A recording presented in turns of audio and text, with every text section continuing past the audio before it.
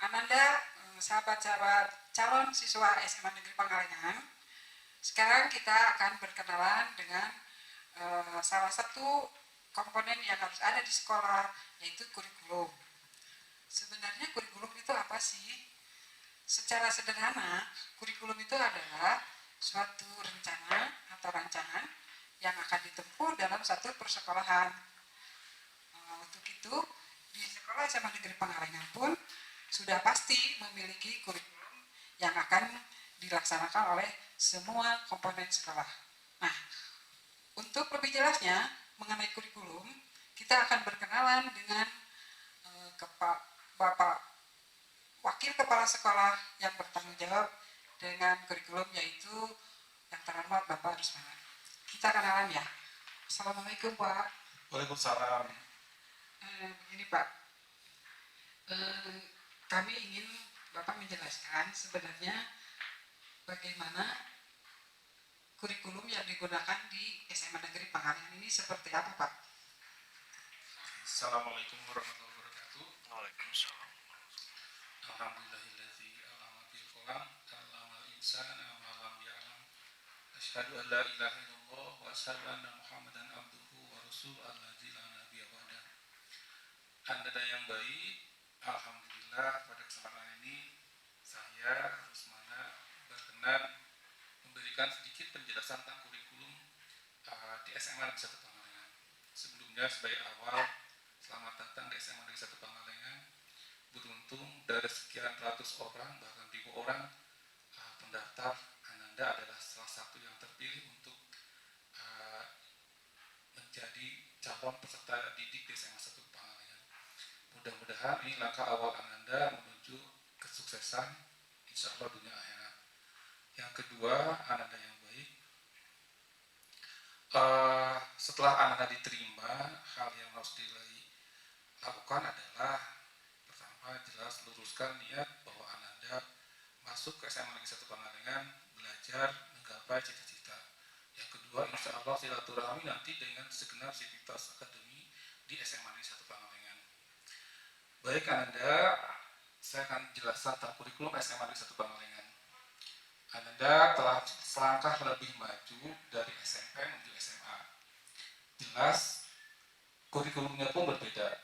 Kalau di SMP, Ananda masih dengan materi-materi yang umum. Sekarang Ananda di SMA akan berhadapan dengan materi-materi yang lebih spesifik sesuai dengan kemauan, bakat, minat, dan potensi yang Ananda miliki. Secara umum, kurikulum SMA tahun 2013 itu membuat ada 4 kelompok mata pelajaran. Yang pertama, kelompok wajibah. Kelompok wajibah ini kelompok mata pelajaran yang disiapkan secara umum tujuannya untuk nanti beradaptasi di masyarakat. Di dalamnya ada pelajaran bahasa Indonesia, pendidikan agama budi pekerti, bahasa Inggris, matematika wajib, pendidikan kewarganegaraan. Jadi ini mata pelajaran wajibah. Tadi diingat tujuannya untuk menyiapkan Ananda nanti mampu beradaptasi di masyarakat secara umum. Yang kedua, ada mata pelajaran wajib B. Wajib B ini tujuan utamanya mempersiapkan Ananda mempunyai kemampuan atau skill untuk bisa nanti dipersiapkan sebagai bekal bisa bekerja atau hal yang lainnya. Oleh karena itu nanti jangan salah Ananda ketika belajar di SMA untuk mata pelajaran ini akan lebih banyak prakteknya dibandingkan dengan pengetahuan yang lainnya. Jadi memang disiapkan untuk membekali keterampilan buat Ananda. Di dalamnya ada materi, ada pelajaran seni budaya, pendidikan olahraga dan jasmani, PJOK, kemudian pendidikan kewirausahaan. Ini adalah kelompok materi atau kelompok mata pelajaran wajib. Yang ketiga, Ananda dari sejak kelas 10, Ananda akan mendapatkan perlakuan khusus dalam artian Anda sudah boleh memilih program peminatan. Jadi untuk kelompok C ini adalah kelompok peminatan yang sudah dijuruskan sejak kelas 10. Proses penjurusannya didasarkan nanti kalau di SMA 1 Pangalengan ada 3 tahapan. Yang pertama ada psikotes. Kedua ada general test atau tes kemampuan umum. Dan yang ketiga adalah nanti ada penyebaran angket tentang minat bakat Ananda. Nah, ketiga tahapan tadi akan menentukan Ananda ada di kelas peminatan apa. Di SMA 1 Pangalengan untuk sekarang ada 2 peminatan, yaitu peminatan matematika IPA dan matematika IPA, dan yang kedua peminatan ilmu-ilmu sosial. Idealnya harus ada peminatan kebahasaan, tetapi karena berbagai hal di sekolah kita hanya ada 2 peminatan. Nah, Anda akan mendapatkan penjurusan atau peminatan berdasarkan hasil ketiganya tadi. Nah, untuk kelompok C ini, mata pelajaran C ini didasarkan pada peminatan untuk IPA misalnya atau MIPA. Di dalamnya ada matematika peminatan, ada biologi, ada fisika, dan ada kimia. Nah, 4 mata pelajaran inilah yang menjadi ciri khas atau mata pelajaran wajib, mata pelajaran peminatan. Untuk ilmu sosial itu ada mata pelajaran sejarah peminatan atau sejarah dunia, ada sosiologi, ada biologi, ada geografi, dan ada ekonomi. Dan yang terakhir, kelompok mata pelajarannya adalah kelompok lintas minat dan pendalaman minat.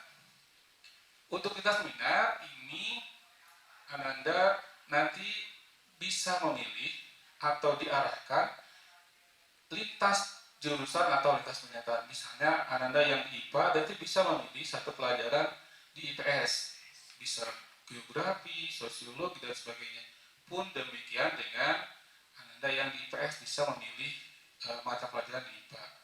Itu untuk lintas minat. Untuk kelas 10 nanti Anda akan mendapatkan 2 mata pelajaran lintas minat. Sementara nanti kelas 11, 12 itu akan muncul menjadi 1 pelajaran lintas minat.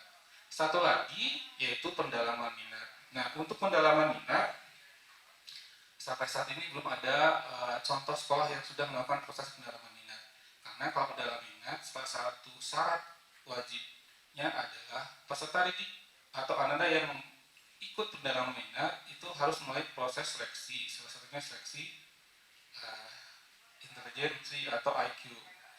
Ananda nanti bisa memilih mata pelajaran-pelajaran yang Anda sangat minati dan berbakat, dibuktikan dengan surat keterangan. Kemudian sekolah memiliki kemitraan dengan perguruan tinggi yang berkaitan dengan mata pelajaran yang akan diampu oleh Ananda.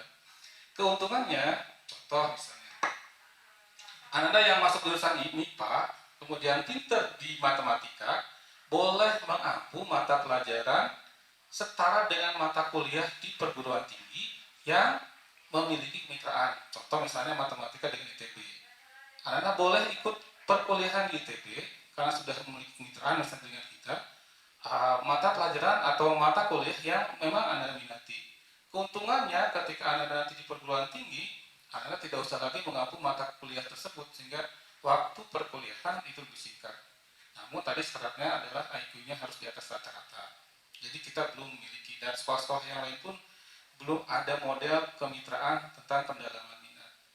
Nah, itu mata pelajaran dalam kurikulum 2013 untuk tingkat SMA. Selanjutnya Ananda nanti juga ada kemiripan dengan SMP, ada yang namanya KKM atau kriteria ketuntasan minimal yang nanti Ananda ini menjadi acuan apakah Ananda melanjutkan ke materi berikutnya atau harus melalui retest atau remedial. Jadi nanti ada patokan atau KKM. Selanjutnya Ananda yang baik, bedanya dengan kurikulum SMP, kalau SMP satu jam pelajaran itu 40 menit. Nah, kalau di kita di SMA itu 45 menit satu jam pelajaran. Kemudian juga kalau di SMP itu masih mata pelajarannya masih mata pelajaran yang belum terspesialisasi. Kalau di SMA sudah terspesialisasi. Di SMP Anda mengenal IPA, nanti di SMA sudah mulai fisika, kimia, biologi.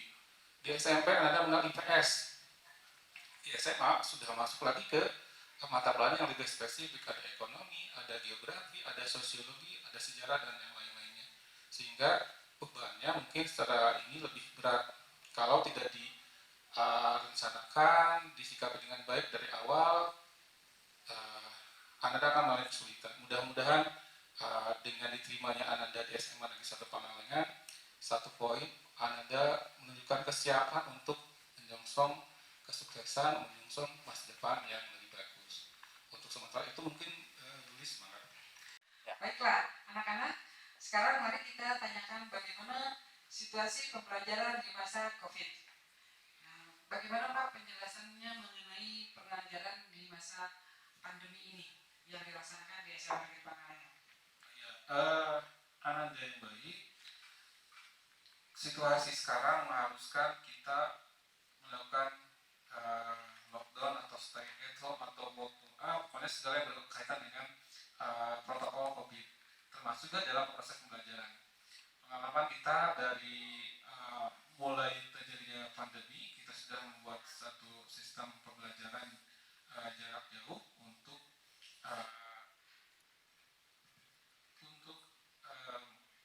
memenuhi hak-hak Ananda dalam hal pembelajaran. Jadi begini Ananda yang baik, pertama kita sudah menyiapkan namanya Learning Management System. Ini sudah menjadi satu keharusan ketika kita belajar dan berbicara tentang pembelajaran jarak jauh atau pembelajaran daring. Di kita sudah ada LMS yang sudah kita buat sejak bulan Maret. LMS ini bentuknya layaknya seperti sekolah, hanya dalam bentuk virtual. Di dalamnya ada fitur-fitur yang memang secara nyata ada. Contoh misalnya ruang guru. Ruang guru kan tempat Ananda untuk mencari guru ketika misalnya pelajaran harus dimulai. Di sana pun Anda sudah bisa langsung ketika buka fitur ruang guru, nanti akan muncul mata pelajaran dan nama-nama guru. Kalau misalnya jadwalnya hari ini matematika, maka Anda tinggal lihat pelajaran matematika, gurunya siapa, kliklah icon itu, maka akan masuk ke ruangan guru tersebut untuk belajar. Terus Pak, kan begini ya Pak ya, biasanya kan kalau penggunaan metodologi seperti ini, kita menggunakan akses internet. Nah, apakah di sini tidak terkendala Pak mengenai bagaimana kemudahan yang disediakan atau yang difasilitasi dari sekolah supaya adik-adik nanti tidak merasa kesulitan dalam belajar secara daring ini? Oh iya, kendala yang kita alami berdasarkan pengalaman pertama, karena secara geografis SMA 1 Pangalengan berada di sekian 1.500 di atas permukaan laut, dengan sendirinya ada daerah-daerah yang namanya block spot, tidak mendapatkan sinyal. Kendala itu yang pertama. Yang kedua juga tidak semua anak memiliki perangkat HP atau Android atau tablet yang memadai, sehingga kesulitan ini sudah kita antisipasi. Contoh misalnya untuk sinyal, kita LMS ini dibuat 24 jam, jadi tidak serta-merta jam misalnya belajar jam 7 selesai kita tutup, tidak. Jadi online sepanjang 24 jam, di mana anak-anak bisa mengakses kapanpun dimanapun, sehingga kalau kesulitan sinyal di satu tempat, dia bisa berpindah ke tempat yang lain, dalam waktu yang lain pun masih bisa mengakses pelajaran tersebut. Baik, terima kasih Pak. Nah, anak-anak sekalian, demikian tadi kita sudah mendengarkan penjelasan yang panjang lebar dan mudah-mudahan kita semua bisa memahaminya dan melaksanakannya dengan baik. Untuk itu, kami mengucapkan terima kasih kepada Bapak yang sudah memberikan penjelasannya. Demikian yang bisa kita sampaikan, semoga anak-anak sekalian tetap bersemangat untuk belajar di SMA Negeri Pangalengan. Terima kasih Pak. Assalamualaikum warahmatullahi wabarakatuh.